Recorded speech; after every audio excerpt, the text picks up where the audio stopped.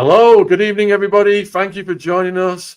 All those who tuned into the show about Virginia just now and have come over here. We've got Christian Ross, phenomenal speaker. He was once a devoted follower of the darkness, though. He now walks in the light of Christ, and he's going to open up about his journey from Satanism to salvation, revealing the battles he faced, the lies he believed, and the divine encounter that changed everything. Wow, it really sounds like you've been through it, man. Before we get to all that, though, huge thank you for coming on. And what led to all this? How did this come about? Well, definitely didn't just happen one day. It's a long story, and I'm not even sure where to start. But I guess as far back as I can remember, I think it started when I was 10 years old. My parents they split up, and I was living in Toronto, Ontario, Canada at that time.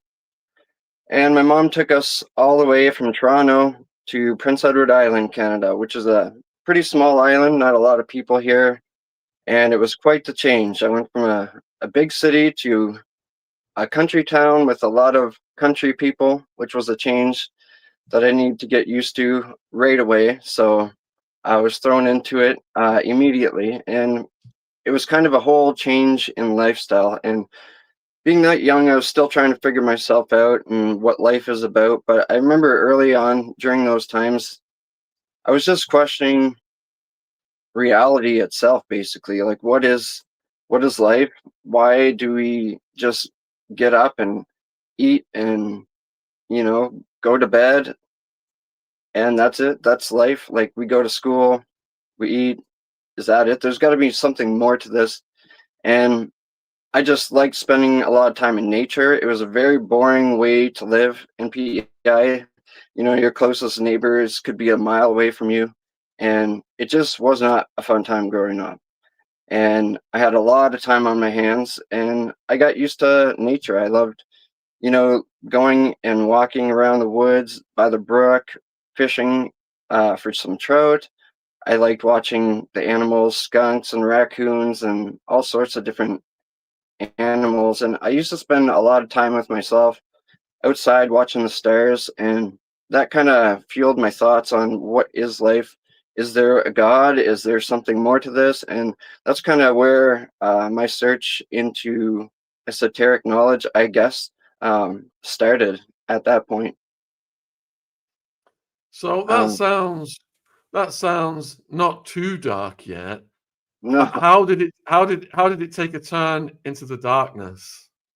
so basically, that this was around the time, I would say, 1995. I was 10 years old. So the internet was kind of a thing. Some people had it, some people didn't. We definitely didn't have it at that time. So just looking into basic books about God, different gods, different religions, that's kind of where it started. And back in those days, the encyclopedia was kind of the closest thing you could get to reading about anything. Other than that, I would go to the library. I would check out books about. There was the Egyptian Book of the Dead, and this is when I'm like 11 now, 12-ish, and I'm starting to get as many books as I could possibly find at the library on uh, just everything. The Quran, which I didn't really like. I thought it was pretty boring, to be honestly. Read the Mahabharata, which is the Hindu religion, and just a whole bunch of books. And one book stuck out to me, and it was about Wicca. So Wiccan magic, their beliefs. And since I was into nature at that time, that one really gravitated towards me. And I started practicing Wicca. And, back then, what I can remember from it is it's a lot of elements, like a lot of nature stuff. Like you're implementing fire, earth, wind, water elements using crystals, moon, tree worship, which was a thing. I did talk to trees. I implemented that. They never talked to me back, but I would focus on feeling their energies, things like this, alignments in the stars. So it kind of progressed past that point.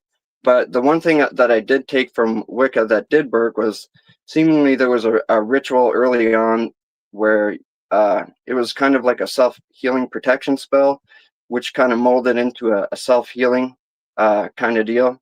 So I knew that that worked, and that's something that I kept as I moved on and progressed through witchcraft and then Satanism. That was the one thing that I remember from Wicca, is what I remember. And a lot of people think Wiccan is like good vibes, good, maybe modern Wiccans think about manifestations, but no, it's all birth in darkness. And there's no light witch, dark witch. It's all dark, and just some mask themselves as white. So, don't be deceived there. It's all from the same source, which I learned later on. But that's how it started, anyways. Okay, so as you're starting this out at such a young age, are your parents noticing this, and what faith were your parents? My dad was a non-believer. He didn't believe in God. My mom was a Catholic, but I think she only did that to please her mom, my grandmother.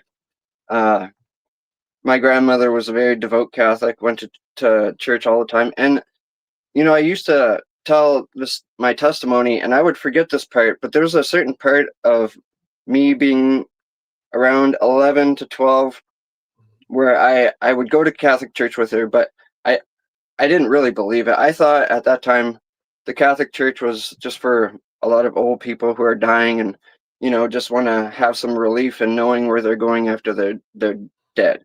That's what I thought of it, because it was, all elderly people. There wasn't anybody my age. And we kind of just did it as a favor to our mom. I mean, we kind of had to. We can't really say no or we'd get in trouble. So it was a forced thing. And I remember going to like a few catechism classes, served as an altar boy for like maybe 2 or 3 weeks. It wasn't very long. That's why I always forget that part. But still, the thought stays the same. I never believed in Jesus. I didn't believe this was real, but it was just a thought in passing.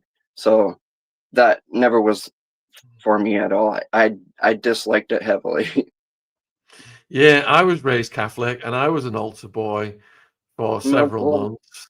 Yeah, unfortunately, the priests never got their hands on me, but I've heard so many stories about those kind of things happening.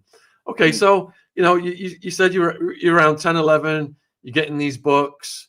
You're in tune with nature, so the Wiccan is resonating with you. How did it progress from there? So I just remember this was now 13, 14-ish, getting around early teens.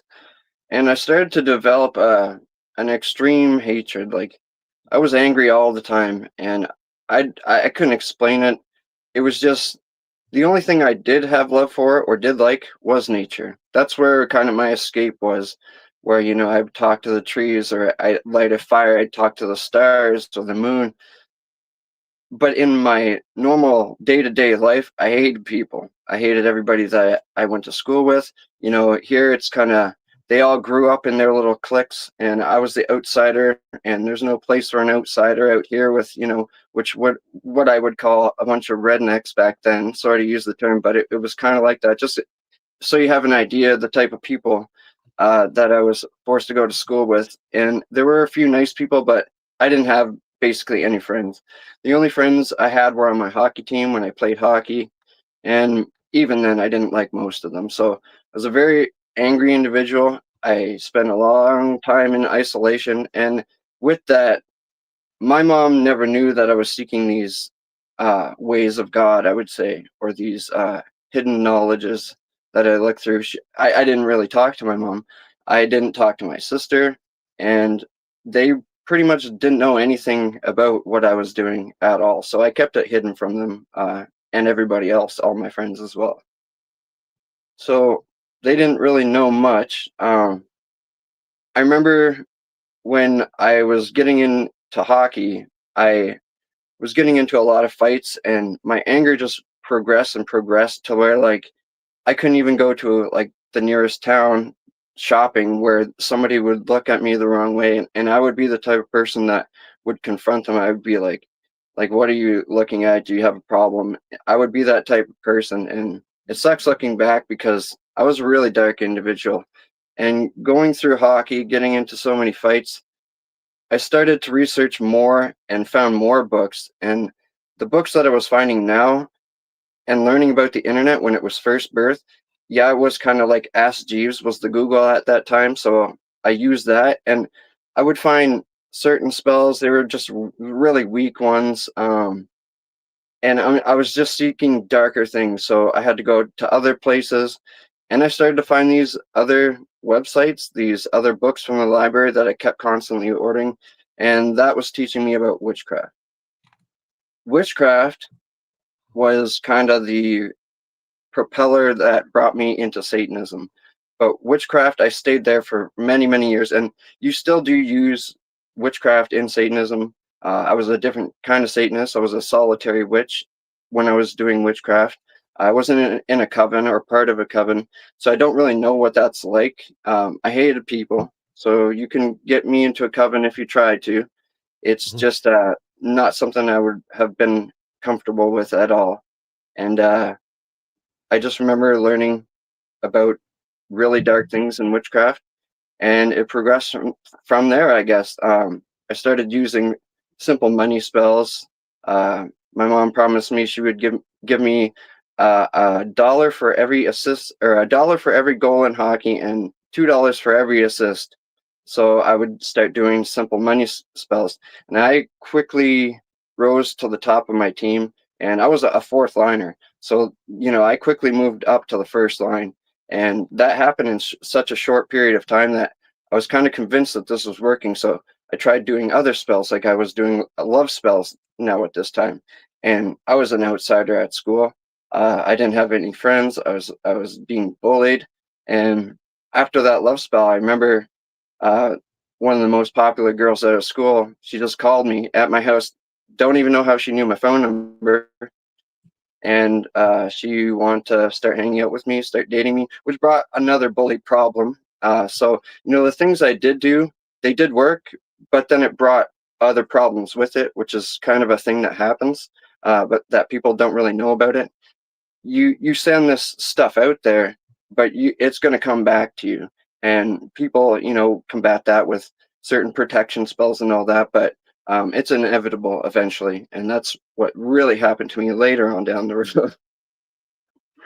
Right. Well, all right. We're gonna get to that. Let's go over this as it progresses. Then, so you're at the level of doing spells and stuff.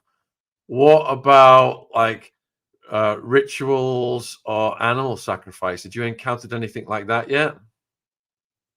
um that's when, okay, so I would say this is about 16, 17 at this point. Have a few years of witchcraft under my belt, and I started to learn about Satanism.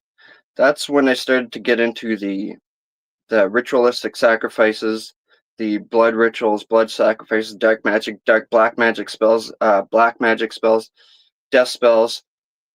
But I remember early on was, I would say,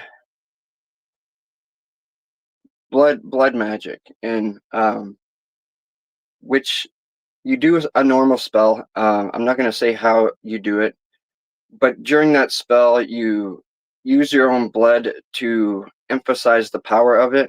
I don't know how that works, but there's something about the blood, and it just made the spell more powerful. And so I was getting into that. Like, I even have scars. Like, I don't know if you can see my arms, but there's scars Yeah. all the way up and down. Like, that's just for my blood ritual spells. It's all down this, on my legs, on my chest, anywhere that I found a fresh spot. It's kind of an offering to the spirits to aid you in this spell, so that you're not just doing it with your intent. You're matching it with the spirit, the demonic spirit that you're working with at that time.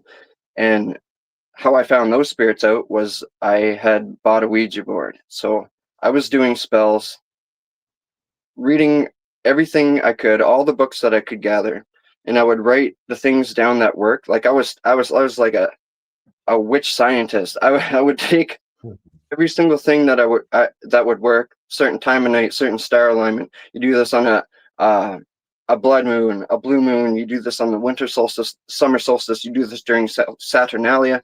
I would use every single thing that would work, then I would use blood with it and test it, and it would be more powerful. The success rate of the spell would be higher, because one thing people don't understand is some spells don't work because of one missing element. You're just doing one thing wrong, and when you try the spell the first time, it doesn't work. It's like, oh, this is garbage.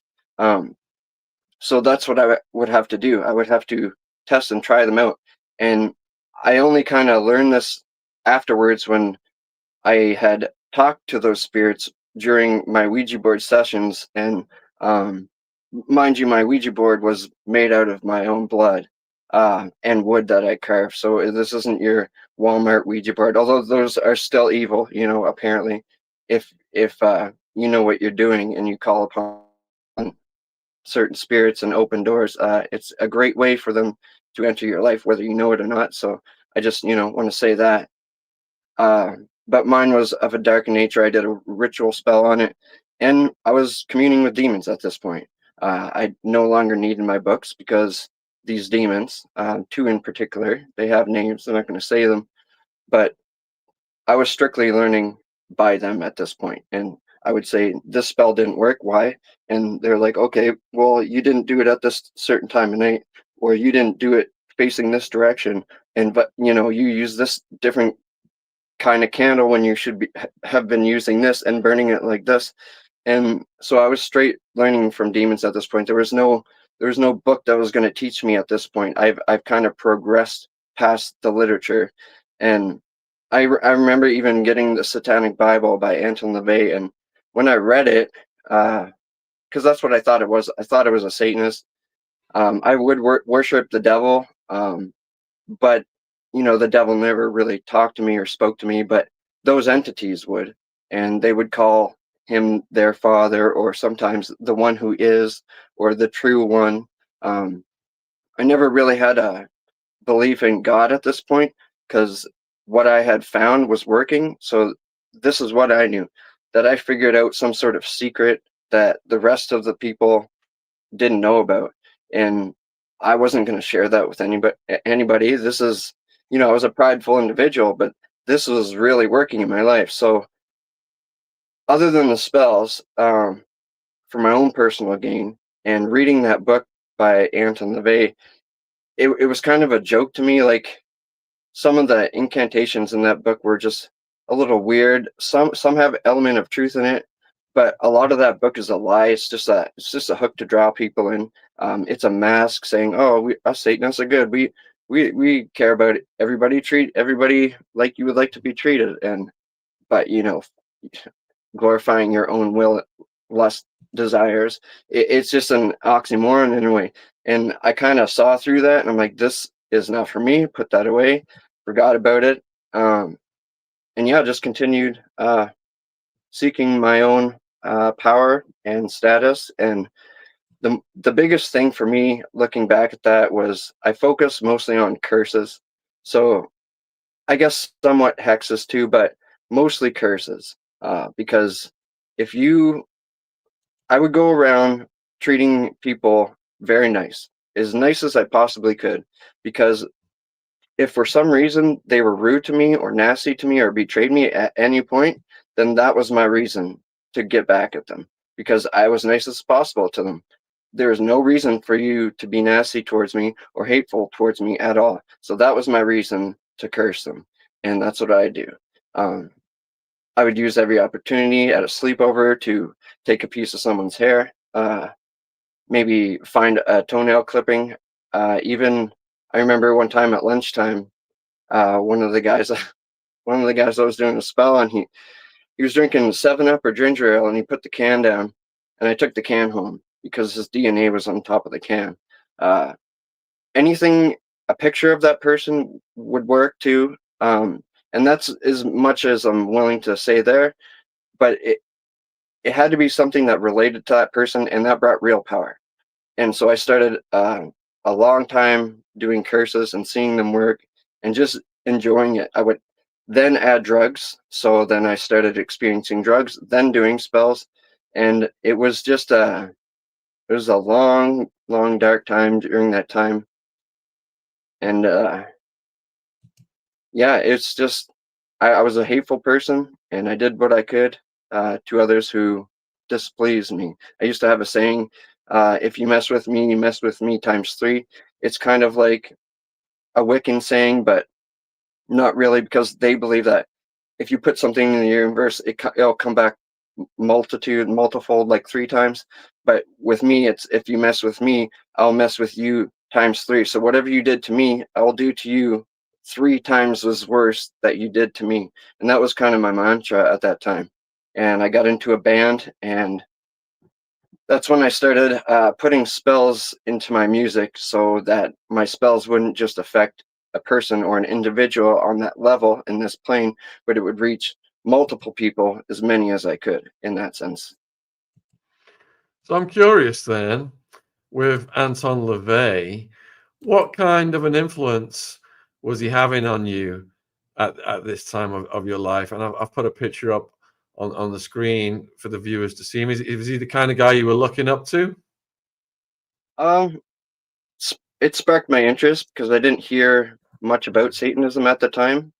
And what I was searching into when I was getting into ritualistic dark magic was his name came up, and the Satanic Bible. I mean, that sounds cool to me at that time, right? So I ordered it, and when I read it, I was just displeased. I didn't really like the fact that he was saying that they don't actually worship the devil. It's like I'm like what kind of Satanist is this guy? So I kind of lost a lot of respect after reading that book, because at this time, like, I'm learning straight from demons. I'm seeing these spells work, and the things that he's saying isn't matching up to the lifestyle that I am seeing before my eyes. That it's realer than real, and I don't know. He just kind of seemed to me like a con man.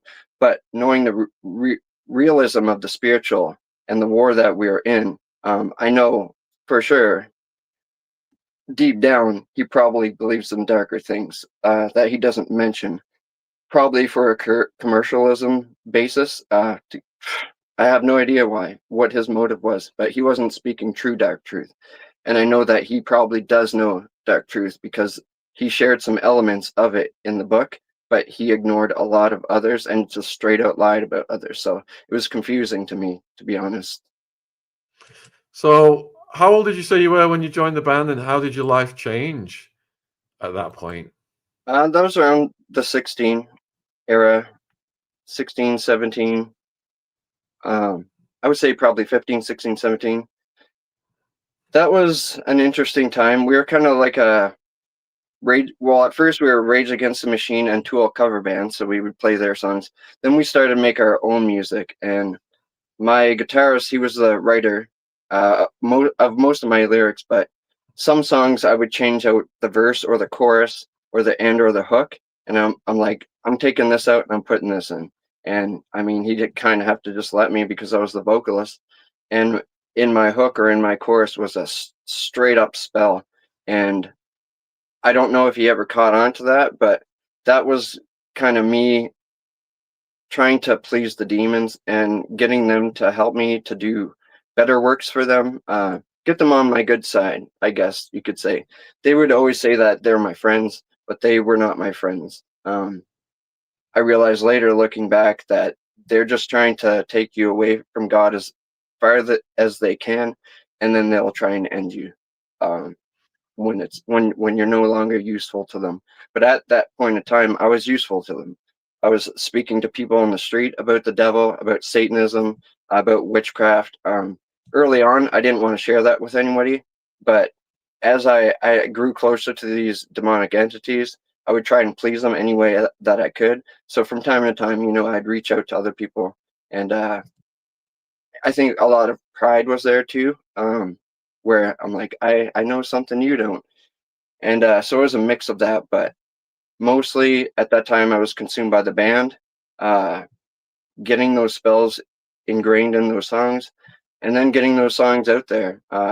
We did tour the island, so we were gaining popularity, but it quickly folded after I kind of refused to go further with the demonic when I found something out that was really evil that I didn't want to be part of at all. So I was really So dry here. Need to drink a lot of water.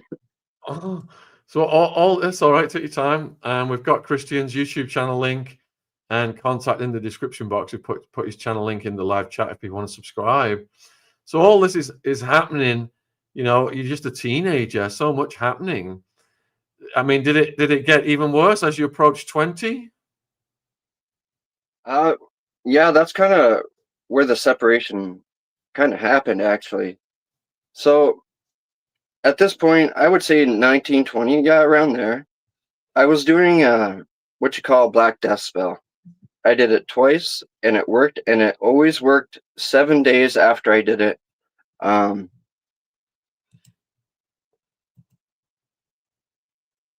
I Sorry, I'm just wondering. I don't think it's appropriate to share what happened because I still live here and people know me here, and that might cause a lot of issues emotionally. Um, so I'm just gonna say they worked. I found out that when you do those types of spells, it doesn't affect the person directly, but it affects the person that they love the most, so that their pain is multiplied like 100-fold. If like, let's say, let's just say, if you did a death spell on somebody, and their brother or their sister or their family member died, it would be worse for them than you having done the death spell on that person, because they have to live the rest of their lives with that person they love the most not being there anymore. I'm saying it in a veiled sense. I hope you understand where I'm going with that. But this is when I started seeing very powerful things happen, and things were getting very serious. So I remember sitting down. I was drinking beer, smoking joints, and I was asking one of the entities how I would gain more power. Like, what is the next step? Because I've seen some pretty intense things, and what is the next step? And they told me two things. They said either it was a destruction of innocence spell or the death of love. And the destruction of innocence spell was pretty nasty. It involved any destruction of innocence within a child. So innocence was the realm of children, and the destruction of that innocence would be anything either sexually, um, murder, um, and some other unmentionables, and even teaching witchcraft to them yourself. That's another form of destruction of innocence. That was pretty gross to me. That was vile. I wasn't into that. My mom, she was a foster parent, so we had kids all the time. Even though I hated people, I still liked kids. Like, they were goofy, they're funny to me. So I didn't have any problems with kids, and that's the last thing I would have ever thought to progress me to a new level. So that brought in me thoughts of maybe these entities aren't here for me. If they're wanting me to do something like that, they're evil. Like, they're not here to help me. They're not my friends. They want me to do some evil stuff. So I said, is there anything else? Because I'm not doing that. If that's the way to obtain higher power, I'm out. And they said the death of love. What that was, like plan B, I guess. And what that was you would have to kill somebody who you love the most, whether it be your family member. It had to be a human, so we're not talking like a pet dog. It had to be like your mom, your father, your sister, your brother, grandparent, your son, your daughter, the one that you love the most.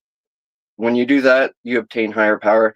And they said that another entity would come and take its place. So if I did that, another entity would come and take its place of those entities I was dealing with, because those were lower caste demons, I like to say, because there is a hierarchy in the demonic kingdom, and I didn't know that back then. I know that now, but it seems that they were okay with working with me with these lower spells and these lower curses and everything I was doing. But once I crossed that red line, I guess, that's when another entity would come in and teach me from there. And Wow, that's really dark, man. yeah, and that's when I knew these things were totally evil, because I figured, step two would be a little less harsh, not as harsh, or if not more harsh, than what they originally had suggested. So that's when I was like, okay, I'm done. I remember pushing the board away. I like chugged my beer. I'm like, man, this is crazy. So I ended up getting drunk that night, waking up the next day. I still remembered what happened because it was quite strange and off-putting. And then that was it. After that, I was like, I can't really progress further. So I guess I'm done. And I stopped doing everything relating to witchcraft, anything relating to Satanism. And that's that took me to eventually finding God in the end. What had happened was me and my friend Mike, and so I shouldn't mention names, but I've told this story before, and he's fine with it. He's seen it. Uh, but we were homeless at this point in time. So right after that, like it was like maybe 2-3 months, we became homeless, and I moved to Nova Scotia, and we were living on the streets for about 2 or 3 years.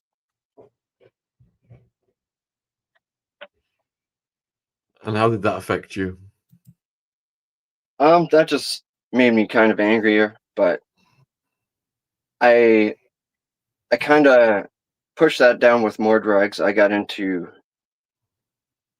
basically every drug you could think of besides heroin because I didn't like needles. So, I've done them all. I hope my mom doesn't watch this, but, cocaine, ecstasy, meth, uh, crack, morphine, dilaudits, uh, even uh, copious amounts of Ritalin stacked on top of each other and crushed in place of cocaine when I didn't have it. Like every drug I could get my hands on, LSD, mushrooms, that was my life. I kind of just wanted to forget these entities, forget that part of life, and just slept around, uh, got mixed up with weird people. And at the end of those 3 years, I decided that this is not what I want for my life. So Mike agreed, said, and we hitchhiked to Saskatoon, Saskatchewan. That's where kind of my story, I guess, becoming a Christian started. But I had to mention all that backstory because it was a progression to this point. It just didn't happen.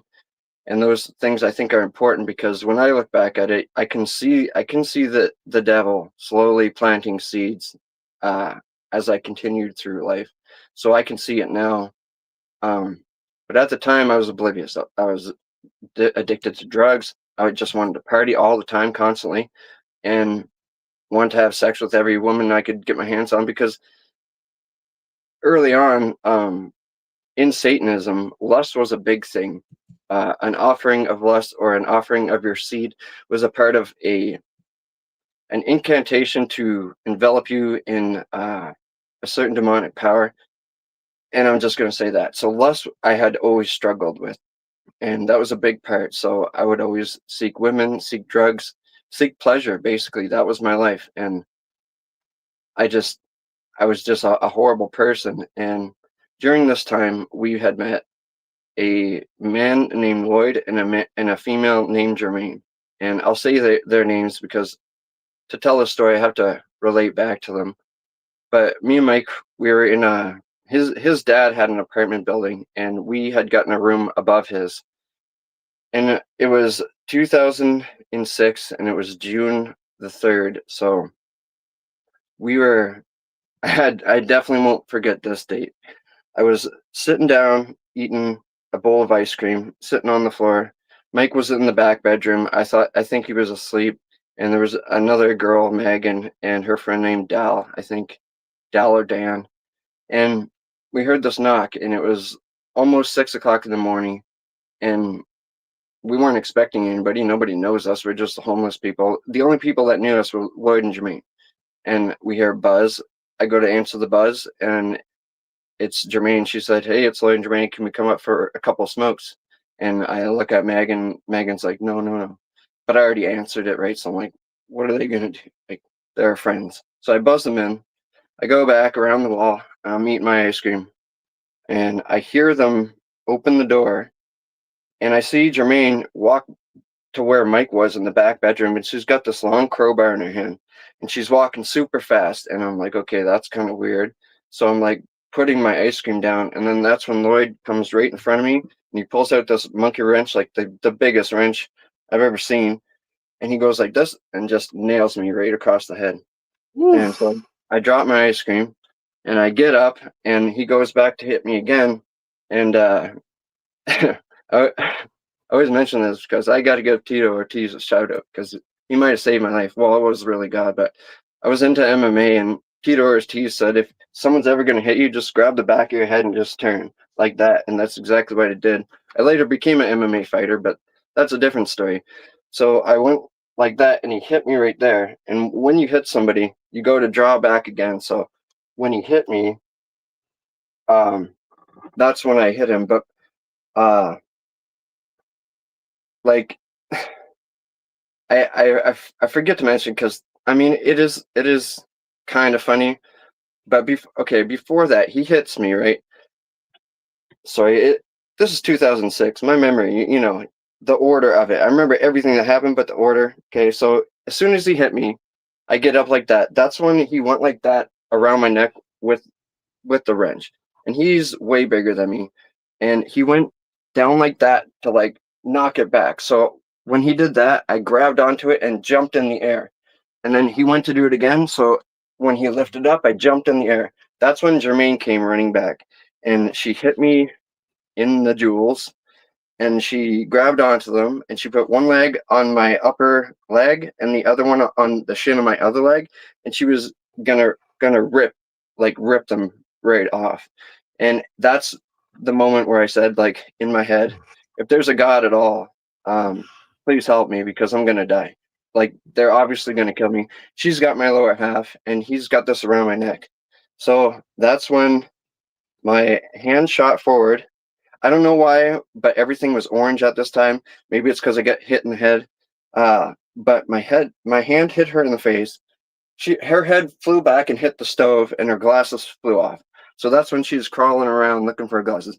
And this is where the whole block part happened. So he let go of my neck because he seen me hit her in the face. So he was mad that I hit his girlfriend. He let go of my neck, and then that's when he went to wailing me. So he hit me there. And I mention that because in the court report, from there to there was all black. That's how hard he hit me. I'm surprised he didn't break my arm. But when he did that, that's when I hit him. And I hit him again. And then kept hitting him up against the wall. And then he fell down and dropped the wrench. And for a split second, I praise God I didn't do this. But I thought about picking up the wrench and just bashing his head. And that's how angry I was. But something just froze me, and I just was stuck in place. And I was like, no. So I went to go run out the door. And then that's when Jermaine, I guess she got back up. And when I was trying to get out the door, she swung the crowbar, and Megan caught it. Megan was right there, and it just barely hit me in the head. Ran down, Oof. ran down the stairs, ran outside, and I was like in my underwear. So I'm running down the streets of Saskatoon, Saskatchewan, down just running like these people just try to kill me. I'm losing my mind. And I get to this guy's house. This guy, I don't know him. He was just some random dude. Early in the morning, and I'm banging on his door, bang, bang, bang. And he's like, "Hey," I'm like, "Hey, two people just like home invaded me. They broke in my apartment and they just tried to kill me. Call the police." And he's like, "Okay." But this guy, I don't know. He was a pretty bad dude himself. I think it's kind of like one of those guys who are just waiting for a reason to do something, because as soon as I told him that, his wife called the police. But he's like, "Come here," and he took me to his shed, and he grabbed this hoe, and he grabbed this other like stick thing, and he's like, "Let's go." And I'm like, "Are you serious?" I'm like, "Okay." So we go back to his apartment. We start buzzing, buzzing, buzzing. No answer, no answer, no answer. And he's like, "I don't like this." I'm like, "Yeah, me neither," because I know there's 3 other people in there. So I'm thinking like they got up and just killed everybody because there's no answer, right? And I mean, this guy doesn't know me, so he's probably at this point like, what's going on? So we go back to his place, and then I see my buddy Mike and his dad, Steve, drive up with a car. They got there before the police did. So we drove back to his place because they said as soon as I ran out the door. Mike woke up because of the commotion, and he said Jermaine was putting the crowbar in his face and said, if it wasn't for your dad, you'd be dead too. Or I guess Lloyd was. One of them was. I can't really remember who it was. And then they just left. So that's when he went to Steve, and they went looking for me because I ran out the door. But then the cops showed up. So they came up to Steve's apartment, which is the apartment right under ours. And the Lloyd and Jermaine, I guess they went home, and then they called Steve, and the cop was like, put them on speaker. So he put them on speaker, and they just started saying weird stuff. Like they were saying, like, we are sent by God to kill the Antichrist because in 3 days it will be 666, like June 6th, 2006, 6 months, 6 days, 606. And it was because of like I was a Satanist, right? So I have, like, I don't know, I guess I'll stand up here. If you can see the 6 here, there's a 6 there and a 6. So I have 666 on my body. But I don't know if they went crazy or what it was. And they're just convinced that I was the devil. And, you know, I play mind games with them sometimes. But I know deep in my heart that it was the demons coming to end me because I did not want to work for them anymore. When you stop working for these entities, then you're ripe for the picking. They're going to come and end you. And that's exactly what was happening to me. But I remembered in that moment, I said, if there's a God at all, like, save me because I'm going to die. And when that happened, I just kept remembering, and I kept thinking, it was Jesus. It was Jesus. Jesus is God. And I went outside and I kneeled down on gravel rocks, and I just started praying. Like, nobody taught me how to do this. It was just, I just automatically did it. And I just said, Jesus, I'm sorry for the way I've been living. Please forgive me for my sins. I'll find out more about you, and I'll live my life for you at this point. I know you saved me. Thank you for saving me. And that's how I became a Christian. I went to church the next week, and then in September I joined Bible college, and yeah, been a Christian ever since. Congratulations, man. I just want to clarify some things here then. That was really intense. So you're saying that ostensibly they were attacking you because they believed you were the Antichrist, but if you go above that, they were actually being used as instruments by demons to get you because of your history. Exactly. It's And it's a weird thing. I found out later that they had smoked a bunch of meth that day. There was a lot of things said in the court report about why they did it. They later, because that's what they said on the phone, right, when the cop was there.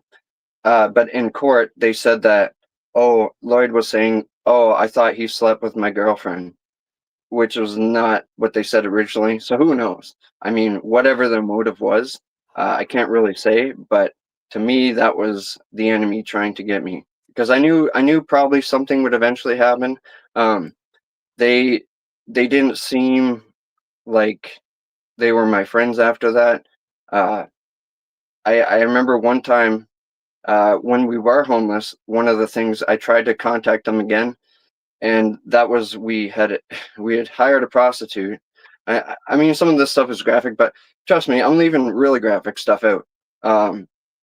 There's a prostitute who we paid to lay naked on the table, and we got a Ouija board, and me, Mike, and our other buddy, we started playing the Ouija board on her stomach, and she got uncomfortable. She's like, my stomach hurts, my stomach hurts.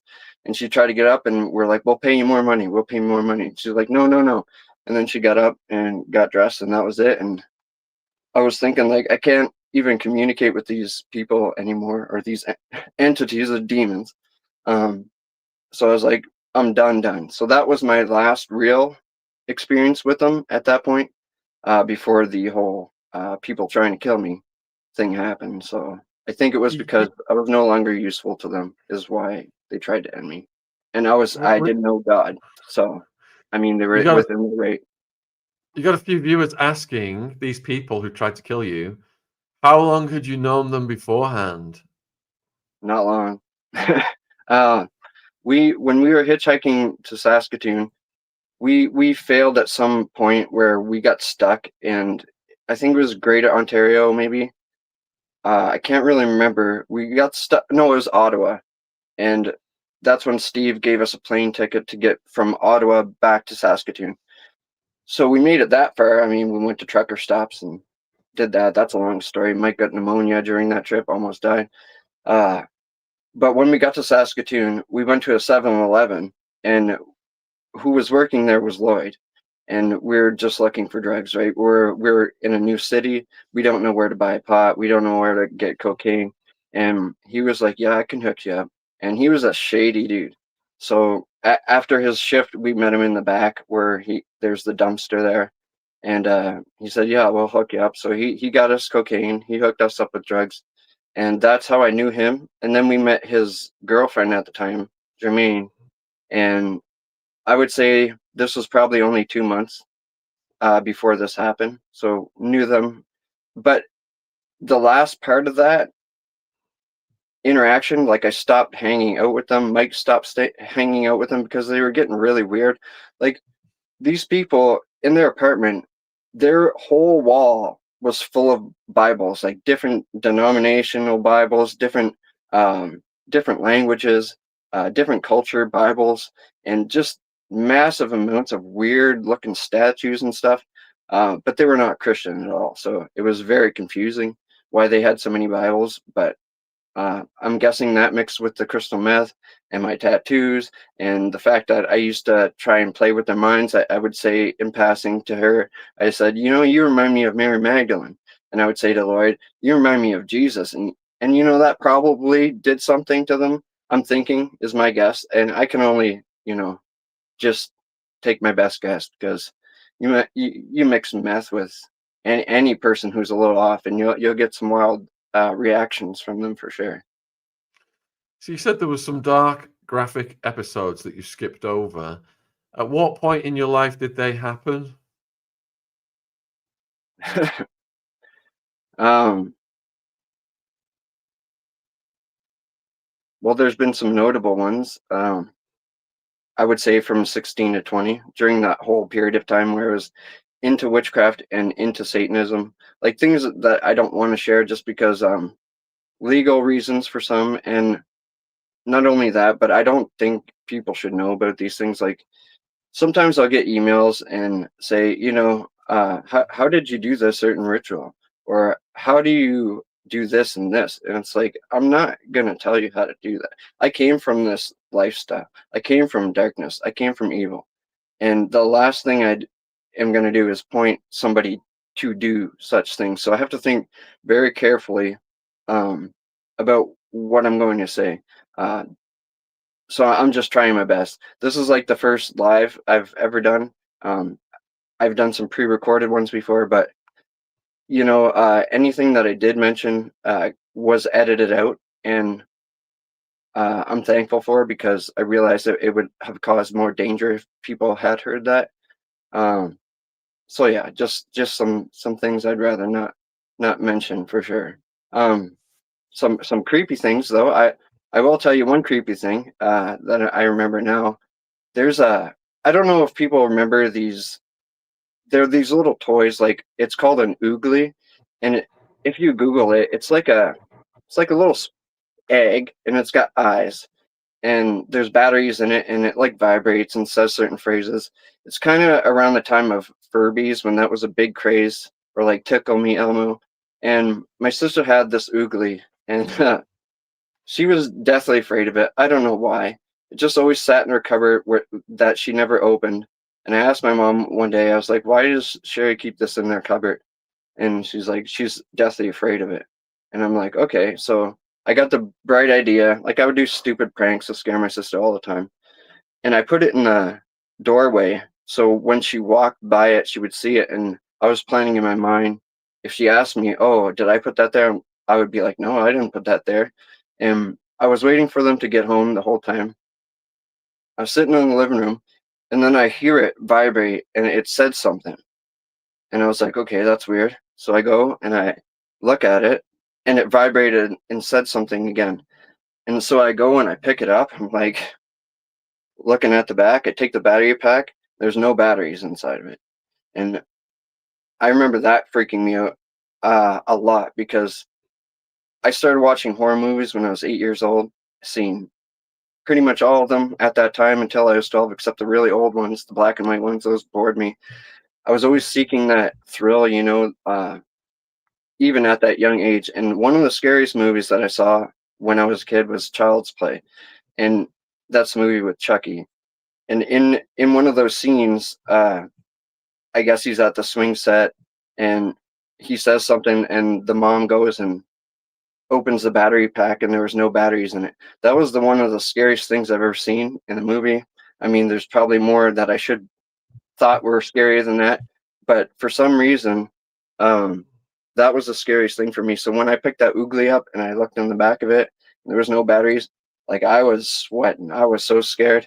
I told my mom, I told my sister. They didn't believe me because I played pranks on them all the time. But to me, that's like, there are things in this world that happen that we can't explain. And even if we did explain them, people might not believe us. So even when I tell my testimony, even when I say and talk about these things and experiences, a lot of people aren't going to relate to them unless they were into witchcraft or were a Satanist or have done these things or have even seen these things as a Christian, demonic attacks, demonic spiritual happenings.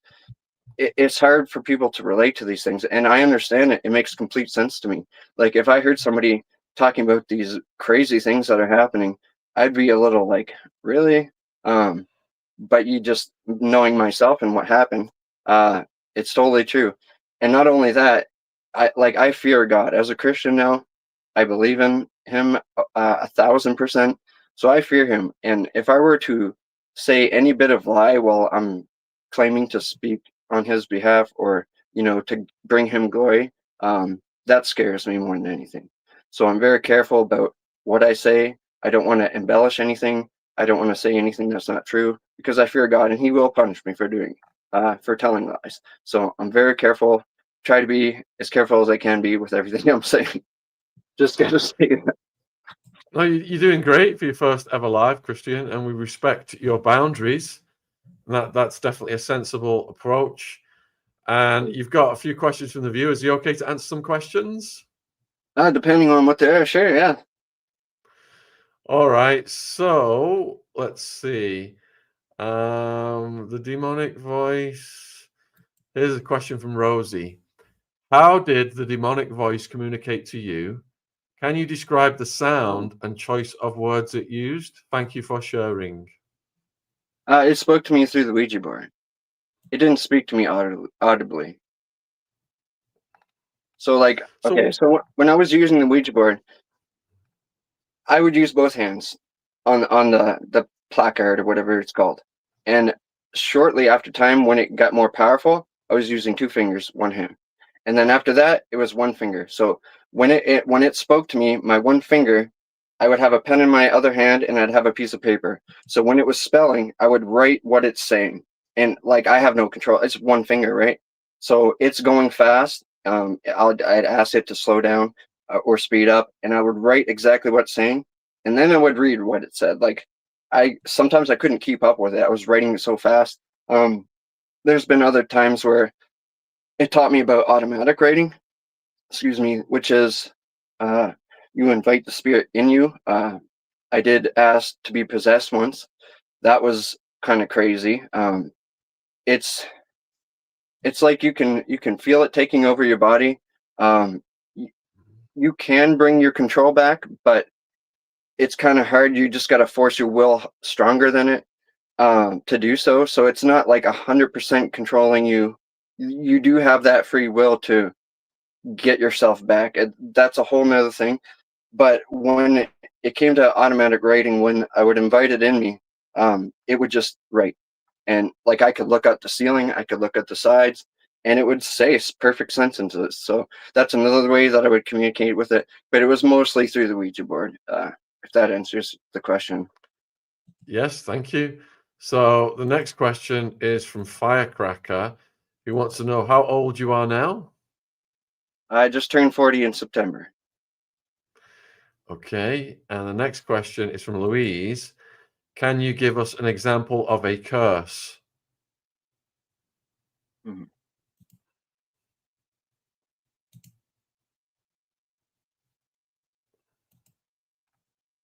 Well, I can't say how to do it, but when I have seen some of them work in my past, I did one on this particular individual who had gotten into a bike accident and broke his leg, and it usually works 3 days after. At least for me, it was always in threes. I don't know why, but after I would do it, 3 days later, 3 days later.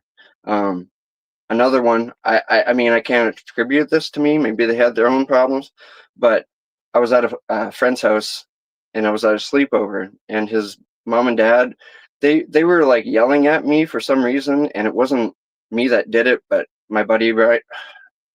See, this is live. I'm just mentioning names now because it's just commonplace in my head. But my buddy Ryan, he said that he told them it was me, but he did it, and I kind of forget what it was. It was bad, like like he broke a table and blamed it on me or something like that. Anyways, they yelled at me. They said that maybe I should go home and maybe my mom should raise me better because I didn't have a dad growing up. I mean he was still alive at that time. He has passed since, but um, it just extremely angered me. I was so mad at that, so I went home and I did a blank, I'm not going to name it, spell, or I guess curse, where I curse his mom and dad. And this one took a little longer, but it was about a month later where she had, I guess, slept with his brother, so her husband's brother, and they got divorced and broke up. And that was that. I mean, like I say, like, could be a coincidence, but I don't really believe in coincidences. So that's another example. But people being harmed and being injured, sure. It's a lot easier to curse an unbeliever.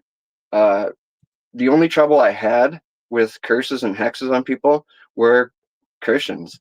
Um, I still can't explain it other than my thoughts on it now are probably that they have the Holy Spirit. They're protected by God, and prayers are more powerful than any spell or any curse. So that's why I think, and that's also why I think uh, I remember putting those spells into my music so that if if they're not affected by me doing that to them individually, then maybe I could get to them through music because they're avidly wanting to hear the music. So their free will allows them to invite that spell into their life. It's kind of like, well, you invited it in or you opened the door because now I know that demons are very legalistic. The devil's very legalistic. He knows the word of God.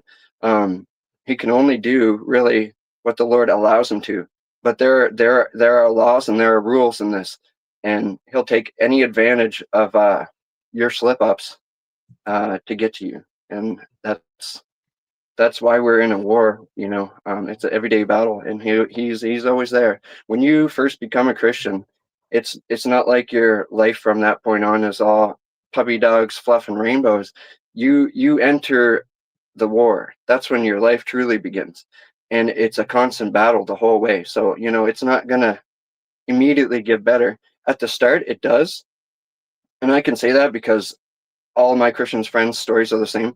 The first period of time, God gives you mercy and He gives you grace because you're ignorant in a lot of things. But once you start learning and once you start knowing, you're then accountable to start behaving in certain ways. And, your test begins at that point. So you're getting asked, next question is, what are your thoughts on Aleister Crowley? And I'll get a picture of him up there as well.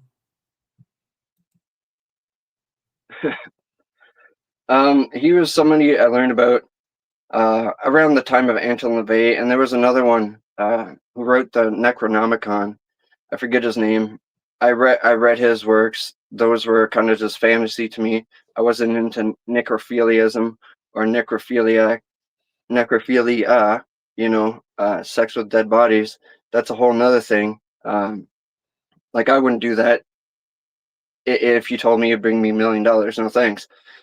But Aleister Crowley, his works, his pyramid sigils, yes, I do remember learning about him and looking into it. But at the time, like I didn't really care about these certain people, or if you wanted to call them idols, or looking up to them, because what I had found worked. So I didn't need this person to tell me this or that, or this person to tell me this or that. I knew what I knew, so that's what I focused on at that time. All right. So the next question is from Tracy. Christian, great show. How would you know, or what would the signs be if someone has put a spell on you? How would a person know? As an unbeliever, constant bad luck, destruction of your finances, your relationships. When you tend to see everything in your life crashing and failing, usually these things happen just naturally if God is calling you to Him, because usually when people meet their breaking point, that's when they reach out to God, or in extreme desperation. Like, in some senses, I had to go through what I had to go through with nearly being killed. I know it sounds awful, but no one was ever going to be able to tell me about Jesus. I was that stubborn. I was that angry. I was that hateful. You're not going to come tell me about Jesus. I found the secret to life, and it's working, and it's working well. There's no way I would have paid any attention to the things of God. It brought me to that point where, I guess, kind of in a supernatural way, I was saved, or at least it led to it. But as an unbeliever, how would you know you're cursed? If your misfortunes are happening to you after you had had a fight with somebody, or you had angered somebody purposefully, I guess would be the only indicator. But for me, that wasn't really the case, because I would leave no openness to that, right? I would treat everybody super nice. So if they mistreated me, I guess they wouldn't really be able to tell that easily that it was me doing the curse against them. You kind of keep hidden. It's deception, which is, number one in the devil's kingdom. But as a person, unbeliever, I really can't speak to that, because I've always been the one doing it. I wasn't the one receiving it. As a believer, it's kind of a different thing when you're finding out misfortune after misfortune after misfortune. It could be an attack from the enemy, or it could be God taking you through things, because he brings us through things too, to learn and to grow and to get better. So it's kind of a different vibe as a Christian versus being an unbeliever. And if you do believe you're cursed as a unbeliever, I just suggest turn to Jesus, because that's the only way that's going to stop it. So Deirdre wants to know, how do you guide a Satanist out of Satanism? Would they just not listen to you? So say that again. How do you get someone out of Satanism? Can you guide them, or would they just not listen to you? You would have, well, I can't do anything. Really, it's Jesus that does it. It's God that does it. They would have to come to the point in their life where their free will is focused on wanting to know God, because that's what it's all about. Like, you have to make that choice yourself. People might plant seeds and pray for you. I attribute, my protection, even as an unbeliever, by God, because of my grandmother and my mom praying for me constantly my whole life. Uh, it's a hard thing to say, because I'm not God, but I could just imagine thinking about it. It takes that person to a point of breaking, I think, and that's why we evangelize. That's why we witness. That's why I'm doing this. Really, to be honest, anything that will lead somebody to the thought of God, that's our missions as believers. And I just want to say this, like, I'm not here to quote scripture. I'm not here to preach or anything like that. I'll just say this, and this is as honest as I can be. If you want to know if God is real, if Jesus is real, just ask him. Just ask him to show you that he is real. And I'm 100% confident that he will. So there's no worries on my end, because I trust him. So if you're praying for somebody, that's probably the best thing you can do. And God will work on that end. Question from Nix. What did the demon write for you? And did you know the names of the demonic entities that wished to take your soul? Well, Well, I don't know if those demons influenced the people that wanted to kill me, but I could imagine they were those two that I dealt with. Yeah, I did know their names. And so the first question. So Nix is asking about what the demon wrote for you on the Ouija board, I believe. Oh, how to perfect my spells, how to do them better is basically it. And I would ask them questions. I would just grab some beer. It's just like having like a buddy, but it's kind of like it's like kind of was my AI before AI. I'm not saying AI is evil or anything, but it's kind of like a thing that knew everything that you could ask about. But looking back, all those things it told me were lies. So it would convince me that they're my friends, that what I'm doing is good because this is the way the world works. I would ask it about planets. It would tell me. I would ask it about history, tell me that. Anything I pretty much wanted to know, really. But at that time, I just really wanted to know how to perfect my art because there was no books, there was no knowledge about it other than those popular people at that time, and I'd already exhausted that option. I found it to be not very realistic from what I saw. And Scott wants to know if this entity that was speaking to you, did it have a name? Yes. Okay. A few people are asking about your 666 tattoos, whether you've thought about removing or altering them. Yeah, I get that question a lot. Actually, I did my other interview was on the Almost False podcast, and I had a candle up here, and people were shouting from the rooftops, "Oh, he's evil! He's got a candle burning." I hate to break it to you, but candles by itself are not evil inherently.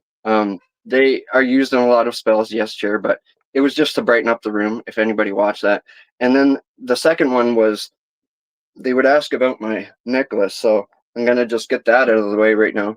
It's a cross with a mustard seed encased in glass, with Matthew 17:20 on the back, just so people know, because I know that question is going to come up, or it's going to be in the comments for sure. Uh, Sorry, what was the question again?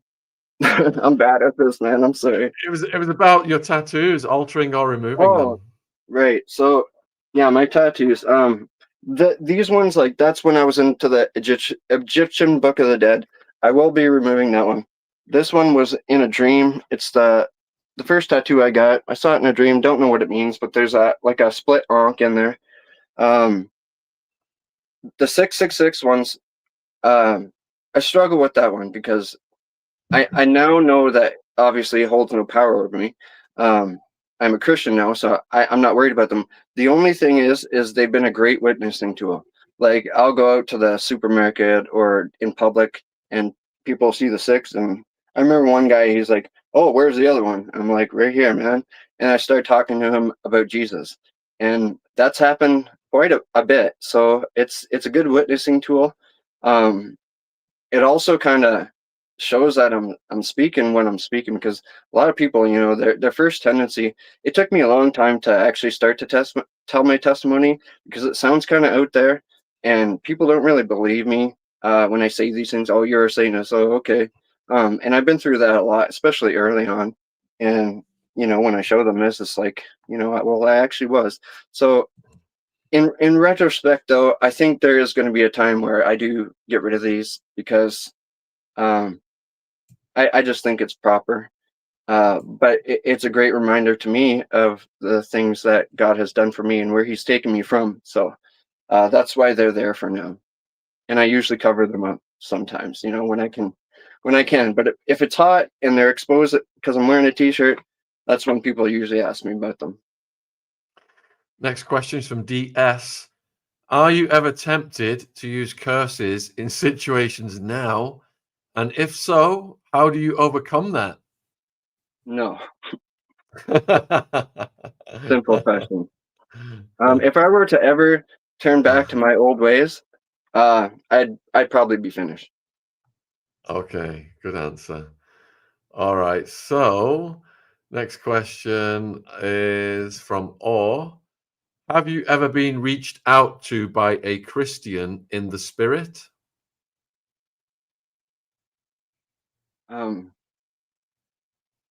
I'm not sure what that means. Um, I'm not sure what that means either. Can you please rephrase that like question? Or I'm not sure exactly. God brings people Um, into my life who are Christians, and that's because of the Holy Spirit. But if you're talking about an actual disembodied spirit that connects us, no, that's that's not a Christian thing. But God brings all right. Christians into my life all the time for sure. Next question is, other than with the tells in music videos, how do we know when music has dark spells in them? Hmm. Oh, that's a good question. That is a good question. Because they're in a lot of music that people wouldn't necessarily think that like this poppy, sunshiny music has spells in them. I would just encourage you to read the lyrics again. If there are lyrics that don't make sense at all to the entire song, or they rhyme, especially 4 bars, uh, or three threes, or even a six, a one and a six. Uh, if you're musically inclined, I'm sure you know that. But it's more about if the lyric seems dark and evil, and it rhymes, or it is totally out of place with the whole song. I would probably lean towards that's a spell. And it takes a lot for me to say that because I don't want to cause like a paranoia in people. Oh, this musician's evil. This musician's evil. You can also look into the artist. Like, say for example, Taylor Swift. She said that someone handled one of her songs and wrote it for her, and it seems scary to her, almost like he was using manifestation. Lady Gaga, she's straight up said, "This is a spell on my song." Um, like these artists, they're prideful, right? So they will admit it at some point. And as soon as you hear that, just get away from it because music is very powerful. It's very spiritual. Um, that's what I'm focusing on now is actually making Christian music. That's a different thing, but it's it's because there's power in words. In the Bible it says uh death and life are in the power of the tongue. That's Proverbs 18:21. And in the beginning, in Genesis 1, in the beginning God spoke. He spoke into existence the thing that exists. So that certain vibration that he made um, is the same vibrations that are used in music, in sound. Sounds very, very powerful. In some rituals and some incantations, you sing these, you hum them. In some meditations through astral projection, you use. I hope this isn't a hidden thing, but you use It's a certain pattern of voice that you repeat over and over and over. And there's a lot of things that mirror that in music. Choruses, they repeat. They get stuck in your head. They're catchy.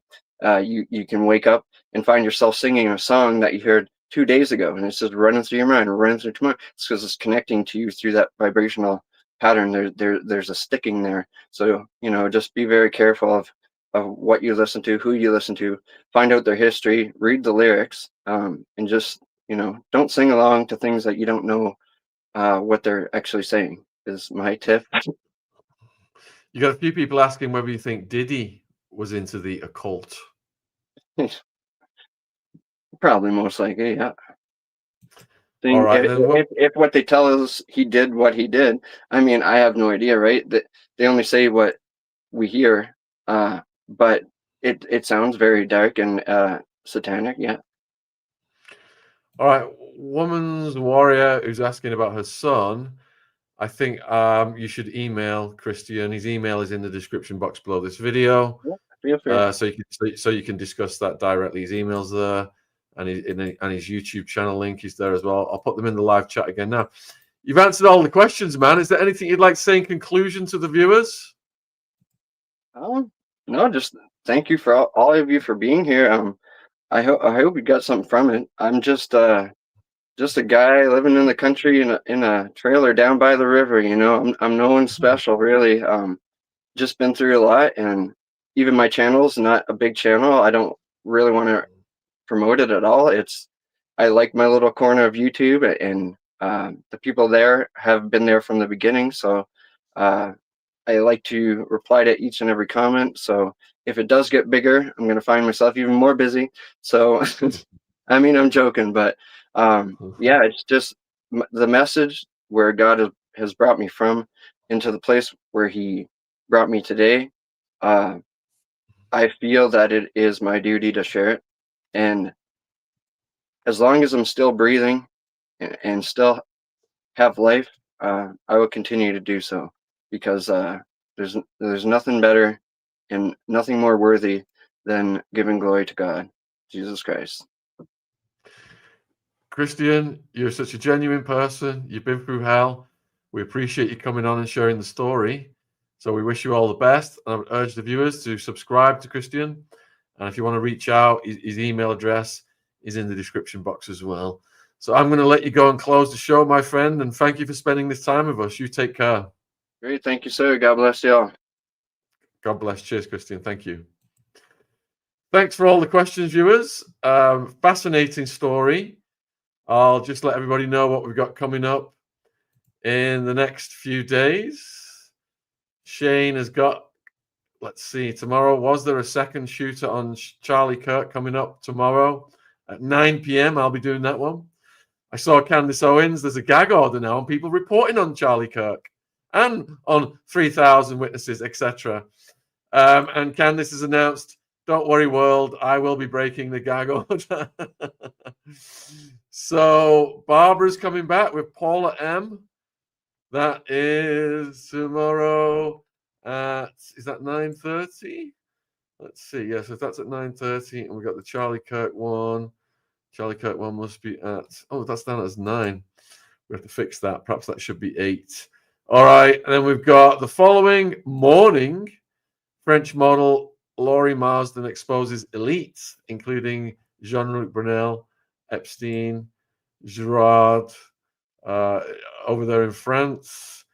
And then we've got Ryan Dawson coming on to talk about the further Prince Andrew revelations, Virginia's book, Epstein, Maxwell.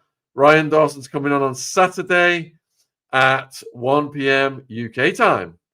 So tons more content coming your way. Thanks for tuning in. Take care.